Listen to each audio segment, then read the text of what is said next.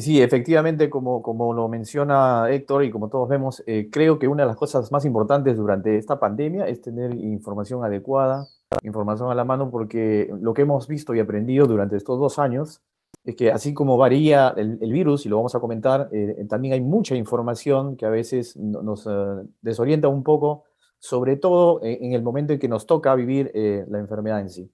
Hoy día vamos a hablar básicamente sobre definiciones que tienen que ser muy claras, absolutamente transparentes y muy conceptualizadas para que nosotros sepamos qué hacer cuando estemos infectados. Pero además tenemos que tener conciencia de que tenemos que tomar todavía las previsiones del caso, ¿no? Para estar alineados y claros con lo que vamos a conversar, empecemos por las definiciones. Vamos a ver qué cosas son mutaciones, qué son variantes y qué son cepas, porque hay mucha información y eso genera a veces miedos de repente no fundados. ¿Qué es una cepa? En el caso específico del coronavirus, que es un tipo de virus, de acuerdo, las cepas se distinguen porque tienen características bastante diferentes entre un mismo virus, es decir, genéticamente pueden ser una misma familia, pero tienen características muy diferentes, que para ejemplos concretos, en el caso de coronavirus, que es el denominado virus de SARS, es del síndrome respiratorio agudo grave, que fue definido como el SARS-CoV-1, fue la enfermedad que hace más o menos 2 décadas trajo una epidemia, o sea, se mantuvo, digamos, activo en regiones, no llegó a ser una pandemia, gracias a Dios. Y luego aparece este mismo virus cambiado en muchos puntos de su ARN y de pronto se convierte en otro virus dentro de los mismos coronavirus y se denomina el SARS-CoV-2, que es el responsable de la pandemia que se ha extendido a nivel mundial. Entonces, cepa es esa, es decir, dentro de los coronavirus existe el SARS-CoV-1, que ya pasó, y ahora estamos con el SARS-CoV-2. Eso es una cepa. Después de las cepas viene el concepto de una variante. ¿Qué es una variante? La variante es que el virus, a medida que se va trasladando de organismo en organismo, o sea, de persona a persona, sufre pequeños cambios en su ARN, en su material genético, y cuando estos cambios se van replicando después en el mismo virus y en mucha cantidad, adquiere otra forma dentro de la misma cepa, pero adquiere otras características dentro de su componente estructural. Y entonces esas mutaciones, esas características le confieren o más peligrosidad o menos y empiezan a ser denominadas como variantes. ¿Qué es lo que tenemos que saber? Que si hay un número elevado de casos, obviamente va a aumentar la posibilidad de mutación de un virus. Por eso es que se hace mucho hincapié en salud pública, en temas epidemiológicos, debemos cortar la transmisión, porque el virus cuando pasa de persona a persona, de todas maneras siempre va a mutar en pequeñas áreas de su ARN y entonces diríamos, hay un montón de variantes, sí, puede haber miles de variantes, pero cuando esas mutaciones se empiezan a replicar y se convierten en algo comunes, empiezan a salir variantes que se expanden. Entonces, esto es un buen concepto para decir por qué tantas medidas de seguridad que tenemos que tener en cuenta para no expandir el virus. ¿De acuerdo? Entonces, mutaciones que van variando, como vemos en el gráfico, hacen que se junten y le permiten sobrevivir al coronavirus y lo empezamos a identificar con números. Y entonces sale lo que llamamos, por ejemplo, en abril del 2021, se detectó la variante Delta y ya se empezó a hablar de las famosas variantes de preocupación, ¿no? Y vean ustedes que se le detecta por qué van los numeritos Delta B1.617.2. Simplemente es por haber la parte estructural, en qué parte que está determinada y bien mapeada ha sufrido el cambio el virus y entonces se convierte en virus Delta. Actualmente la variante Omicron, que se define con esas siglas B1.1.529, detectada en Sudáfrica, es la que ha hecho que tenga una serie de características porque tuvo muchas mutaciones y entonces lo convirtió en una variante. También en una variante de preocupación. Ahí es donde vienen los conceptos. ¿Qué es una variante de preocupación? Fíjense, solamente para recalcar. Estas fueron las variantes del virus COVID-19, que hay varias, como mencionamos, alfa, beta, gamma, delta y omicron. Vean ustedes en el caso de las mutaciones. En el delta hubo 13 sitios donde mutó este virus, de los cuales de los 13, 8 eran en la famosa proteína Spike, que deben haber escuchado, lo que llaman la espícula, que es esa estructura de color marrón que ven ahí, Ahí sufre 8 mutaciones y se convirtió en virus Delta. Omicron se habló que tiene más de 32 mutaciones a ese nivel, pero en general tiene más de 50 mutaciones dentro de su estructura. Entonces, eso es lo que le confiere estas características, que les ha dado de igual forma algunas cosas buenas y otras no tan buenas, que las vamos a comentar ahora. Actualmente en el Perú, perdón, en el mundo, la Organización Mundial de la Salud define a estas variantes como preocupantes. A la alfa, beta, gamma, delta y omicron. Nosotros estamos más, digamos, acostumbrados a escuchar estas dos últimas porque son las variantes que llegaron a Perú y que se han expandido, pero en otros países hay otras variantes que son las que están preponderando y las que, digamos, tienen más alerta a los sistemas sanitarios, ¿no? La gran diferencia con Omicron es que Omicron sí empezó en Sudáfrica y en 3 semanas estaba ya casi en todo el mundo. Eso es lo que llamó mucho la atención porque el altísimo grado de propagación y que lo convertía y lo convierte en una variante de preocupación. ¿Qué es importante que todos debamos conocer? Que sabemos que se espera que puedan aparecer más variantes del virus, sí, porque mientras el virus no se erradique y sigan habiendo contagios, podría aparecer una variante. Entonces se debe tomar las medidas que se están tomando y aquí es oportuno decir una de las mayores y mejores medidas para poder evitar que se contagie el virus, que se propague, es la vacunación. Entonces, las vacunas reducen el riesgo de enfermarse, de ser hospitalizados, pero además reducen el riesgo de que el virus esté acumulándose o esté saltando de persona a persona y empiece a mutar y Dios no quiera que que salga otra variante. Por eso la importancia que damos todos en personal de salud y también los que no están en personal de salud de invocar a la gente que todavía cree que la vacuna es un tema no es efectivo. Yo creo que es una obligación la educación de cada uno para impulsar a la gente que se vacunen, que es de suma importancia. ¿Qué es la variante de preocupación? Lo que mencionamos. Es una variante de preocupación cuando se demuestra que tiene alta tasa de transmisibilidad. Y curiosamente se esperaba que tenga menos eficacia en las medidas para contenerlas. Efectivamente, se contagia más rápido. Lo bueno, acaba de salir un estudio hoy día publicado del Reino Unido, donde se está ya hablando con certeza, de acuerdo a los estudios que se está haciendo, de que felizmente la variante Omicron tiene algunos aspectos favorables, es decir, se transmite muy rápido, muy rápido, pero se ha visto en estudios en el Reino Unido, en toda la población que ha sido afectada por Omicron, solamente hay un porcentaje de hospitalizados muy bajo. Y se calcula que tiene 60% menos de probabilidad de estar hospitalizado y 80% menos de probabilidad de llegar a una complicación. ¿Por qué? También se ha demostrado y se está sacando estudios de que felizmente las mutaciones que sufrió el virus lo convirtió en virus que tiene poca adherencia al tejido pulmonar. Tiene gran adherencia a la vía respiratoria superior, de ahí es que se está reportando mucha incidencia de dolor de garganta y congestión nasal, pero aparentemente no tiene la capacidad para infectar las células a nivel pulmonar, que es lo que venía haciendo las otras variantes y que es lo que nos traía las complicaciones serias de las neumonías virales que tenían finales fatales, lamentablemente. Esa es una de las buenas noticias, pero eso no implica que no sigamos tomando las medidas correspondientes.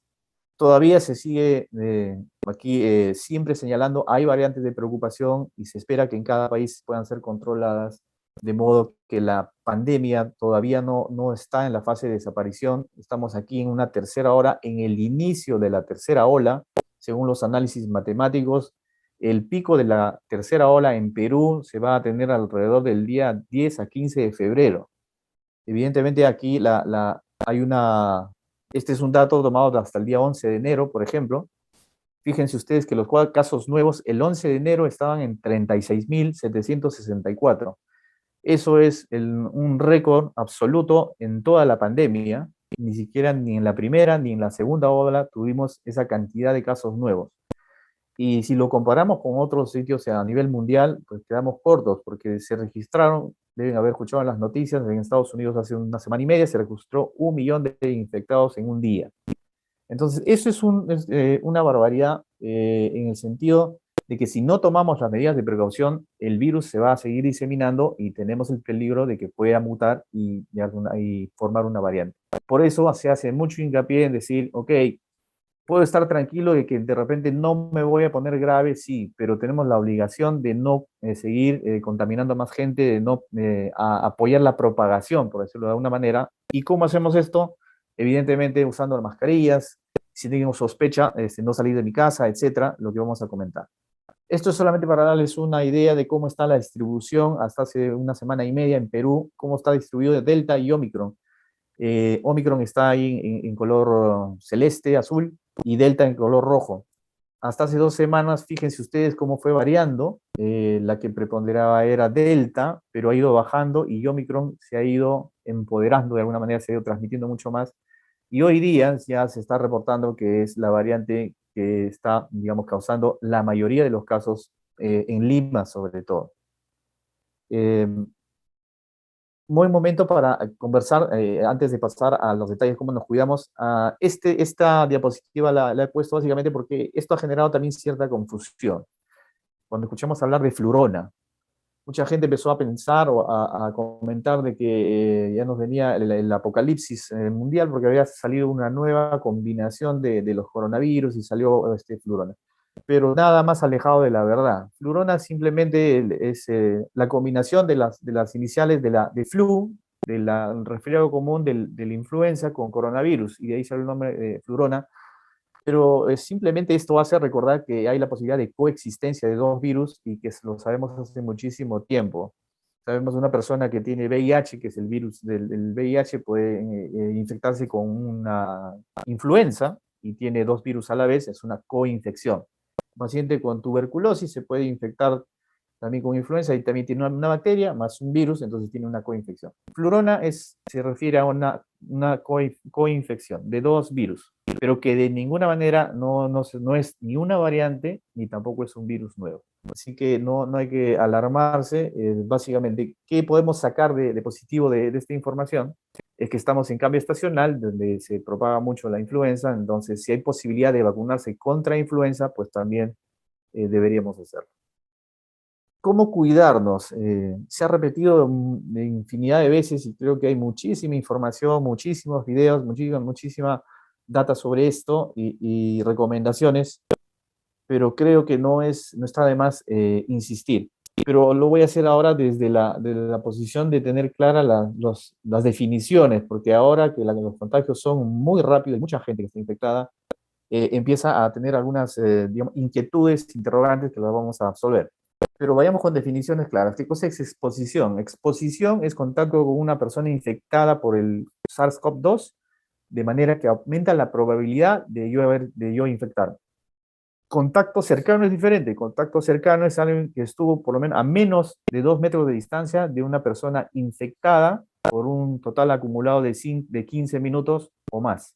Por ejemplo, yo puedo estar 3 exposiciones individuales de 5 minutos y eso nos hace un total de 15 minutos. Y he estado en contacto con una persona que ha estado infectada, yo digo, y me debo considerar entonces que he tenido un contacto cercano y me vuelvo un sospechoso. A propósito de eso, entonces, ¿qué debo hacer si hablamos de contactos cercanos?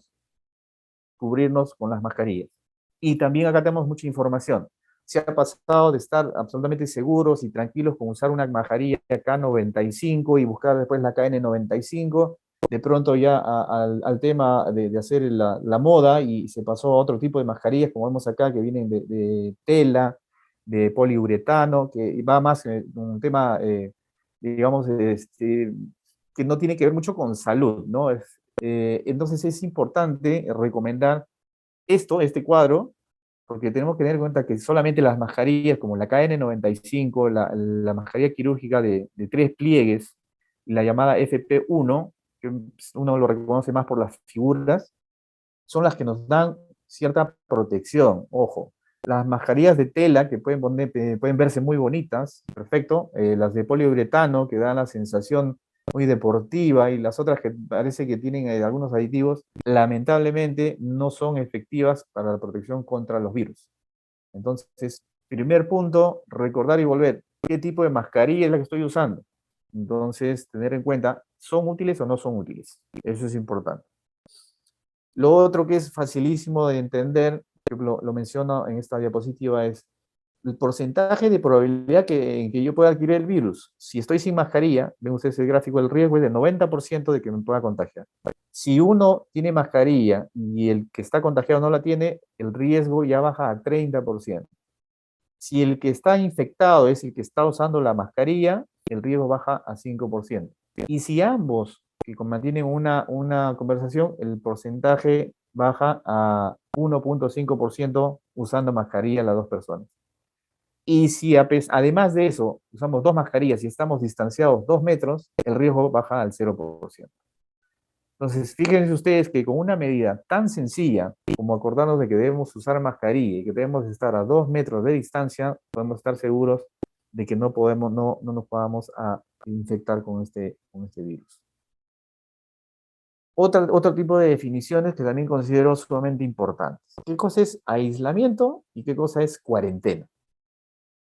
¿Quién debe hacer cuarentena y quién debe aislarse? Debe hacer cuarentena la persona que ha estado expuesta tiene sospecha de haber estado expuesto a alguien infectado.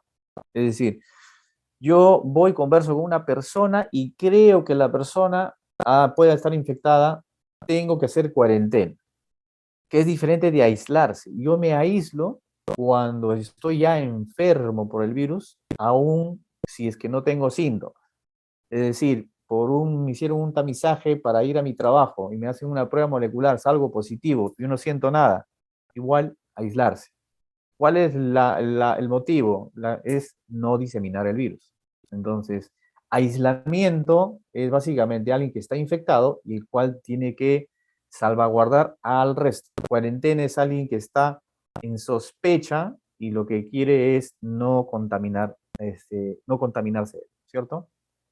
Entonces, la cuarentena es una estrategia que se utiliza para prevenir transmisión, definitivamente, ¿no? Al mantener a las personas alejadas de las que han estado con un contacto cercano.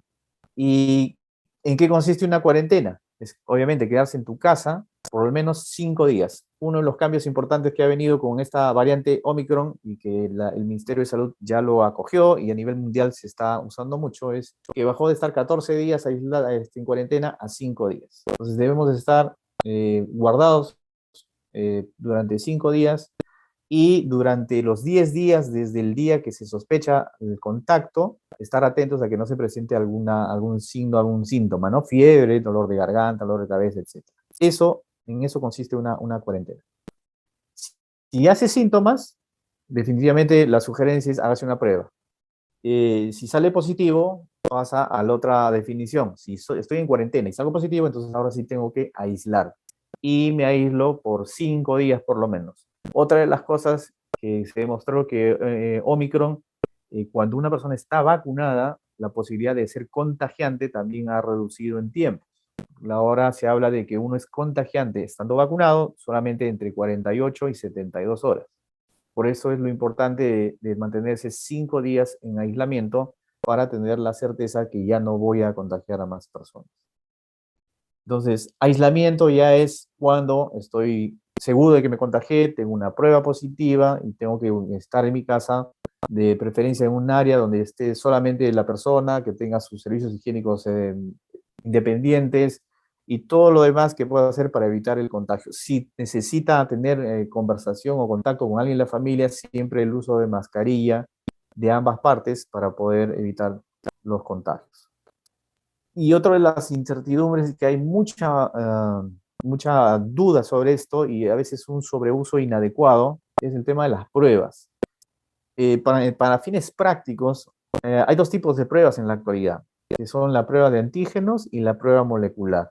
Punto número 1, las famosas pruebas rápidas, por favor no las utilicen, ya no sirven para hacer un despistaje, es en vano buscar y hacerse una prueba rápida. Solamente sirven la prueba de antígenos y la prueba molecular. ¿Cuándo me hago la prueba de antígenos y cuándo la prueba molecular? Sencillo. La prueba molecular es una prueba muy específica de altísima sensibilidad, por lo cual cuando yo estoy sospechando de que tengo virus porque he tenido un contacto cercano y no tengo síntomas, ese es un buen momento para hacerse una prueba molecular.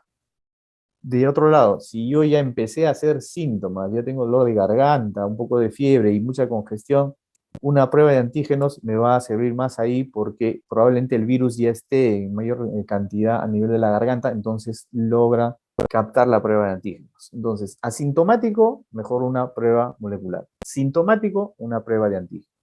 Y surge también aquí un dilema que estamos viendo. 2, 3 semanas después, consulta y dicen, doctor, me he hecho una prueba molecular y sigo saliendo positivo. Correcto, es lo que en medicina llamamos un falso positivo. Es decir, usted ya pasó la enfermedad, pero como la prueba molecular es de altísima sensibilidad, puede captar, recoger algunos restos de virus que pueden haber quedado y por eso sigue saliendo positivo. No significa que se esté haciendo una enfermedad crónica, porque no existe COVID crónico. ¿De acuerdo? No es que no se perpetúa la enfermedad. Y para temas médicos es un paciente que ya salió del cuadro y eso debería ser un falso positivo, que es importante que la gente lo sepa porque si no entra en conflictos y en temores porque creen que la enfermedad y el virus nunca se va a ir de su organismo, cosa que es totalmente falsa. ¿Qué hago en las medidas de prevención? No hay nuevos descubrimientos, no hay cambios en tema de prevención. Lo que sí hay cambios en el tema de saber de que el virus no se transmite, afortunadamente, por la comida, por los deliveries que uno pueda pedir, a través de las superficies. Lo que está absolutamente demostrado que se transmite por las gotitas que uno expulsa al hablar y que va directamente relacionado con el tipo de mascarilla que uso y el tipo de costumbres que puedo tener de poder reunirme en grandes cantidades, en sitios cerrados, etc. Las, de otro lado, las indicaciones y las sugerencias siguen siendo las mismas, igual de eficaces. Lavado de manos, uso de mascarilla, ventilación de los ambientes, utilización de pañuelos desechables cuando uno va a estornudar, una distancia de 2 metros entre persona a persona y evidentemente evitar las reuniones sociales con mucha afluencia de gente, evitar comer, por ejemplo, en el trabajo. A veces uno pierde la perspectiva y de repente por estar comentando algo, comen y a la vez en ese momento se comparte mucho. E incluso se sugiere evitar el uso de los ascensores, ¿no? Entonces son repetidamente las mismas sugerencias, pero que son efectivas, pero que lamentablemente uno al día a día ve y no se cumplen al 100%, si no, no se vería tanto contagio, ¿no? Y recordar, la vacuna contra el COVID reduce la posibilidad de internación y de mortalidad, por supuesto. La vacuna que Sinopharm o Pfizer o si AstraZeneca o Johnson, lo dijeron desde el inicio de la pandemia, la mejor vacuna es la que tienes puesta y vacunarse es la idea, no importa qué tipo de vacuna. Y en estos tiempos de Omicron se está recomendando de que efectivamente tratemos de vacunarnos con la tercera dosis que nos confiere mayor protección. Si tuvo COVID, ¿puede aplicarse una vacuna? Sí, 30 días después. Si se aplicó otra vacuna como de influenza, ¿se puede esperar para vacunarse? Se hablaba que se debe esperar 14 días. Ayer salió una comunicación, un estudio que decían que no hay ninguna interacción, ningún problema si es que uno se vacuna simultáneamente contra el coronavirus y contra la influenza. Ese es un dato favorable, es decir, si puedo vacunarme contra la influenza, también hay que hacerlo. Y las medidas de prevención y protección que deberían continuar realizándose definitivamente.